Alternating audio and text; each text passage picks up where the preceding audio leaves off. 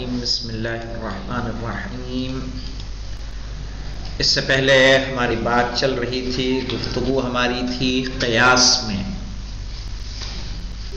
اور قیاس سے اور اس کی اشکال سے ہم لوگ فارغ ہو گئے، اور آج ہماری بحث شروع ہو رہی ہے استقراء میں۔ تو استقراء کسے کہتے ہیں؟ قیاس کس کو کہتے تھے یاد ہے؟ قیاس کہتے تھے تطبیق قاعدۃ الکلیہ، قاعدہ کلیہ کی تطبیق کرنا جزئیات پر لمعرفت الحکم، تاکہ ہم جزئی کا حکم جان سکیں۔ مثلا ہم نے کہا تھا خالد یشرب الخمر، ٹھیک ہے، خالد یشرب الخمر، اور قاعدہ کلیہ کیا ہے؟ جناب اسکرین نہیں دکھ رہی ہے۔ کل من یشرب الخمر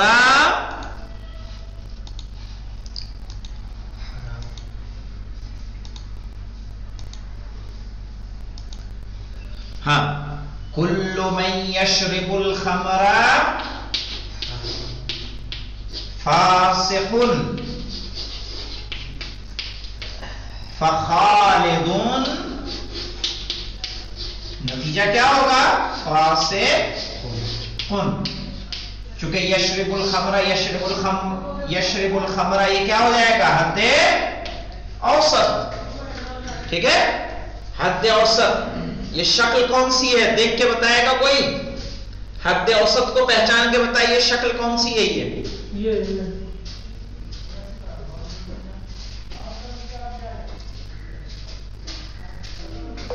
بتائیے، 1 روپے انعام دوں گا۔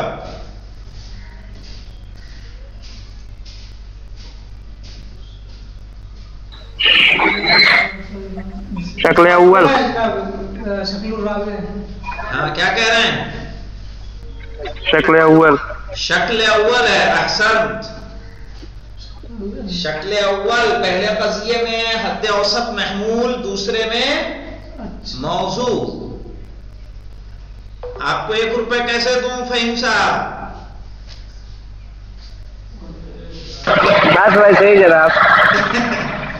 یہ دیکھیے، یشرب الخمر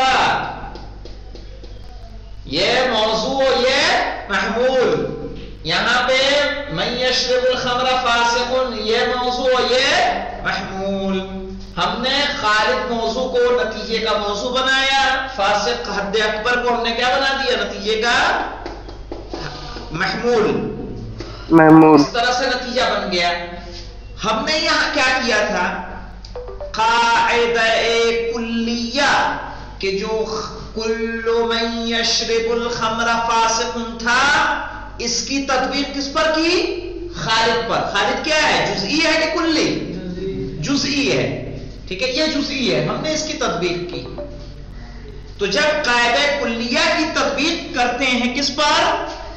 جزئی پر، اسے قیاس کہا جاتا ہے۔ کیا کہتے ہیں؟ یہ قیاس۔ لیکن اب آئیے دیکھیں، استقراء اس کا الٹا ہے۔ استقراء کہتے ہیں جزئیات کا تتبع کرنا، اور جزئیات کا تتبع کر کے قاعدہ کلیہ بنا لینا۔ مثلا ذهب زید، شرب عمرو، ٹھیک ہے، ضرب استاذ، اکل فرید، ہرب شمر۔ یہاں ذهب فعل ماضی، زید فاعل، شرب فعل ماضی، عمرو فاعل، ضرب فعل ماضی، استاذ فاعل، اکل فعل ماضی، فرید فاعل، فاعل یذهب زید، مضارع میں دیکھ لیجئے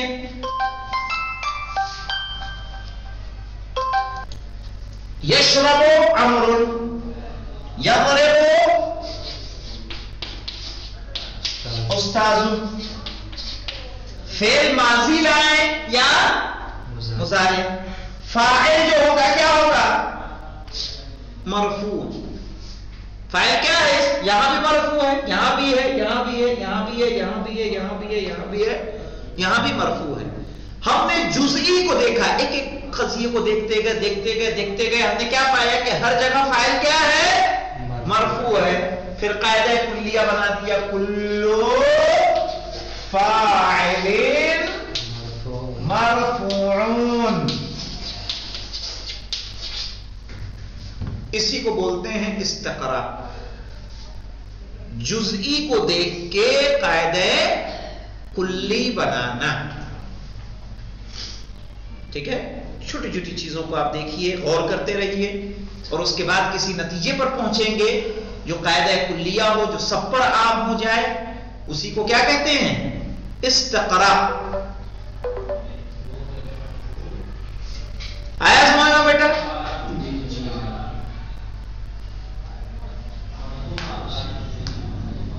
قیاس کیا ہے؟ کلی قاعدے کا جزئی پر تطبیق کرنا۔ استقراء اسی کا الٹ دیجیے، جزئی کو دیکھ کے قاعدہ کلیہ معلوم کرنا۔ بھائی ظاہر ہے نہیں ویسے تھوڑے بن گئی، ایسے ہی تو بنی ہوگی۔ مبتدا انہوں نے دیکھا ہوگا، سارے مبتدا کیا ہیں؟ مرفوع۔ ان کا اسم دیکھا ہوگا، سارے کیا ہیں؟ منصوب ہیں۔ تو انہوں نے قاعدہ بنا دیا کہ ان کا اسم کیا ہوگا؟ منصوب ہوگا۔ جزئیات کو دیکھ کے قاعدہ کلی تک پہنچنا۔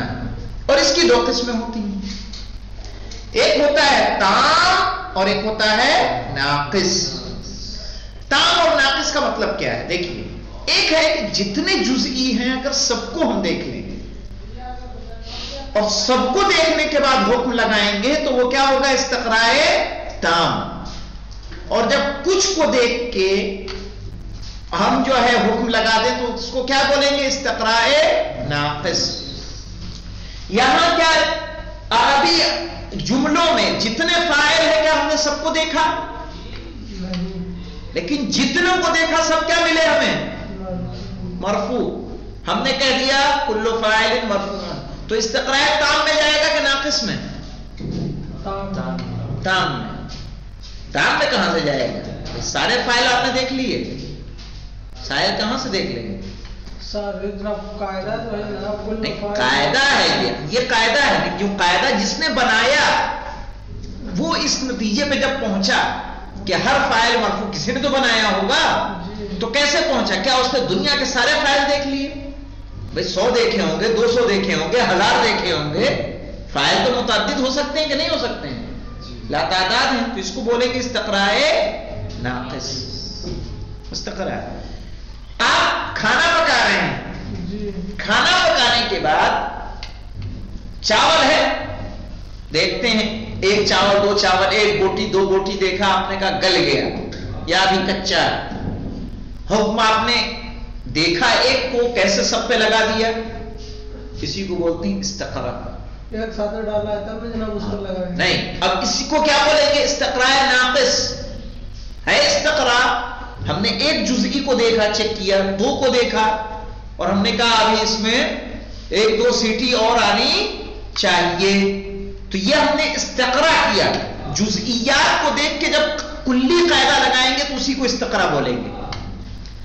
اب اس کو کیا کہیں گے؟ اگر آپ نے سب کو دیکھا ہے تو تا، کچھ کو دیکھا ہے تو ناقص۔ بہت کم ہوتا ہے، نہیں تو زیادہ تر استقراء ناقص ہوگا۔ مثلا میں نے کہا جائیے دیکھ کے آئیے کہ ہاسٹل میں کتنے لڑکے موجود ہیں، آپ گئے، آپ نے گن کے آ گئے، تو آپ نے ایک دو کو گنا کہ سب کو گنا؟ سب کو گنا۔ یہ استقراء کیا ہوگا؟ تام۔ میں نے کہا آپ میں سے کتنے مبارک پور کے ہیں، کتنے گھوسی کے ہیں، آپ نے گن کے بتایا اتنے مبارک پور کے ہیں، اتنے گھوسی کے ہیں، تو استقراء کام ہوگا. ناقص کیا 20 لڑکے ہیں 20 کے 20 گنوں نے گن دیے.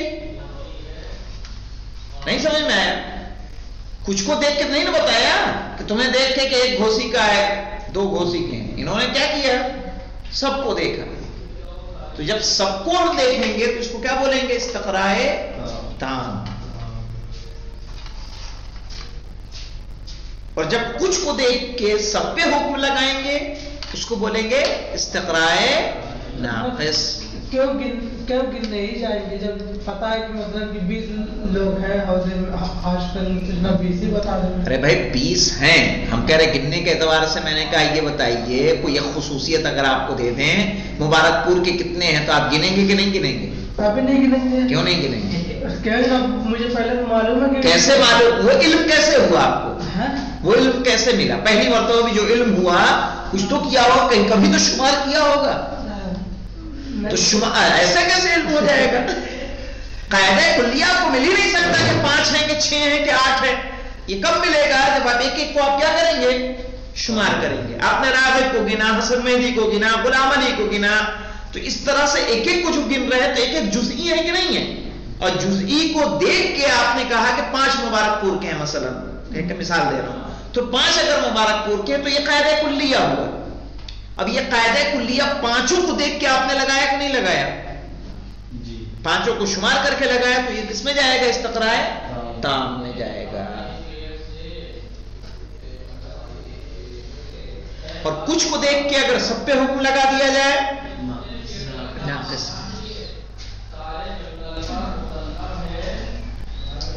اور عام طور پہ جو ہوتا ہے وہ کس میں؟ استقراء ناقص ہی ہوتا ہے زیادہ تر. جو کوئی کام ہے، کاریگر ہے، مثلا آپ ہی کی مثال دے دوں میں، آپ فرنیچر کا کام کرتے ہیں، آپ کہیں ٹھیکیدار ہیں، دوسرے لوگوں کو آپ نے کام دے رکھا ہے، آپ نے کام دیا کرنے کے لیے، آپ کا ایک دروازے کو دیکھا ٹیڑھا لگا ہوا ہے، ایک کو اور دیکھا ٹیڑھا لگا ہوا ہے، آپ نے ایک نظر دوڑائی اور سب کو ناپا جوکھا نہیں آپ نے، پھر کیا کہہ دیا؟ سب کو صحیح کرو. کوئی صحیح نہیں ہے. یہ آپ نے کیا کیا؟ استقراء. لیکن استقراء ناقص. جب دیکھ کے لگایا پورے ہی کو نہ دیکھ کے لگائیں گے جناب. جیسے کل آپ نے کہا کہ تالا چیک کرو، میں نے چیک سب دیکھا، اس میں سے ایک خراب نکلا.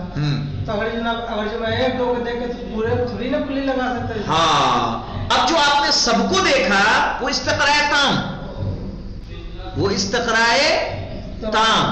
چونکہ آپ نے جتنے تالے تھے سب کو کیا کیا؟ چیک کیا. تو جہاں تمام جزئی کو لے لیا جائے وہ اسی کو استقراء کہتے ہیں کہ ایک ایک جزئی کو جب شمار کریں گے اور پھر قاعدہ کلیہ دیں گے، پھر کوئی نتیجہ دیں گے. صحیح؟ تو یہ استقراء ہے. سب کو دیکھیں گے تو کچھ کو دیکھ کے سب پہ حکم لگائیں تو کہیں ہر جگہ جزئی کو، تمام جزئی کو آپ شمار نہیں کر سکتے. صحیح؟ آپ کہاں؟ استقراء ناقص پہ. جہاں کسی چیز کی کثرت ہوگی وہاں آپ کل کو دیکھ کے، جز کو یعنی کچھ کو دیکھ کے آپ کیا کرتے ہیں؟ سب پہ حکم لگا دیتے ہیں. جیسے چاول کی دیگ ہے، ٹھیک ہے، گوشت کی دیگ ہے، وہ تو جناب ایک ساتھ سب ڈالے تب نے جناب کلی لگا رہے. نہیں تو نہیں، سب لگا رہے ہیں، ٹھیک ہے، لیکن آپ نے سب کو دیکھا کہ ایک کو دیکھا؟ ایک ساتھ سب کو ڈالا ہے جناب، تب نے 1 2 کو دیکھا.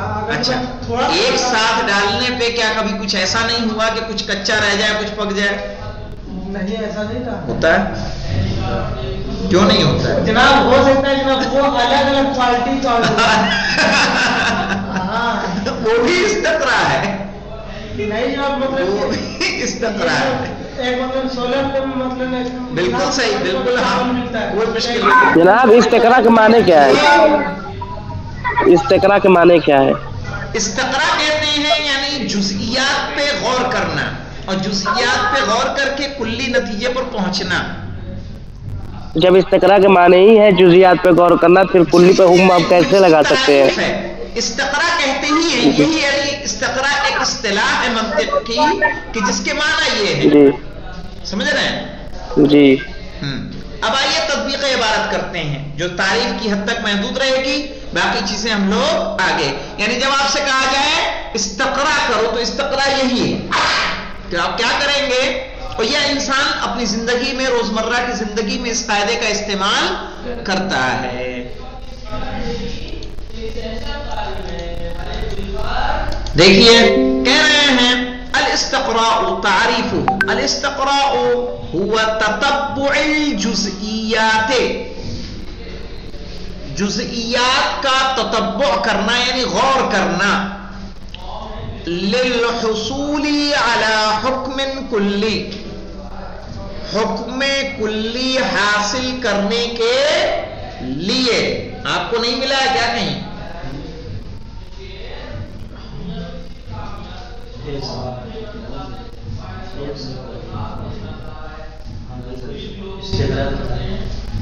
ملا آپ کو؟ کیا کھولے ہیں یہ؟ غور کرنا، جزئیات پر غور کرنا، للحصول علی حکم کلی، تاکہ اس کے ذریعے سے ہم حکم کلی حاصل کر سکیں. اور وہ حکم کلی کیا ہوگا؟ قاعدۃ عامہ، ایک عام قاعدہ ہوگا. ٹھیک ہے، شرح تعریف انشاءاللہ اس کو کل پڑھا جائے گا. والحمدللہ رب العالمین.